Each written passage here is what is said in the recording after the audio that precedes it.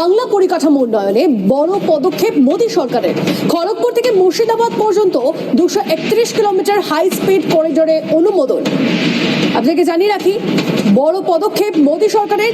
জ্যোতির্ময় আমাদের প্রতিনিধি আমাদের সঙ্গে রয়েছেন, আরো ডিটেইলসে জানাবেন জ্যোতির্ময়।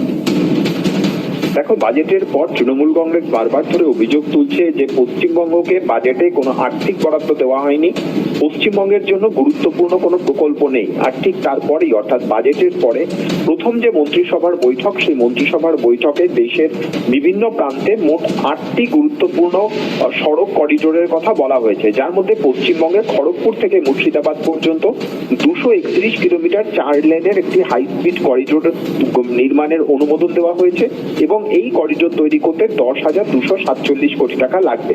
অর্থাৎ এটা অত্যন্ত গুরুত্বপূর্ণ এই কারণে দক্ষিণবঙ্গ থেকে শুরু করে মুর্শিদাবাদ পর্যন্ত যেমন সড়ক যোগাযোগ বাড়বে, মুর্শিদাবাদ থেকে উত্তরবঙ্গের ইতিমধ্যেই সড়ক যোগাযোগের ব্যবস্থা রয়েছে এবং উত্তর পূর্বের বিনিয়োগ পশ্চিমবঙ্গে আসা, উত্তর পূর্বের সঙ্গে পশ্চিমবঙ্গের যোগাযোগকে আরো বেশি সুগম করা, অর্থাৎ আর্থিক উন্নয়নের ক্ষেত্রে এই করিডোর গুরুত্বপূর্ণ ভূমিকা পালন করবে। পশ্চিমবঙ্গের পাশাপাশি আরো যে জায়গাগুলি ঘোষণা করা হয়েছে তা হলো অযোধ্যার চারপাশে রিং রোড তৈরি হবে, গুয়াহাটি শহরের চারপাশে রিং রোড তৈরি হবে, নাসিকের ফাটা থেকে পুনে খের পর্যন্ত হাই স্পিড রাস্তা তৈরি হবে, রায়পুর রাঁচি এক্সপ্রেসওয়ের একটি অংশ তৈরি হবে, গুজরাটে 6 লেনের রাস্তা তৈরি হবে এবং তার পাশাপাশি আগ্রা গোয়ালিয়র হাই স্পিড 6 লেনের করিডোর তৈরি হবে এবং কানপুর শহরের চারপাশে রিং রোড তৈরি হবে।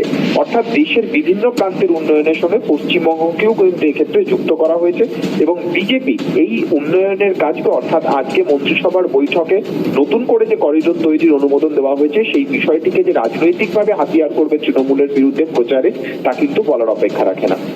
ধন্যবাদ জ্যোতির্ময়।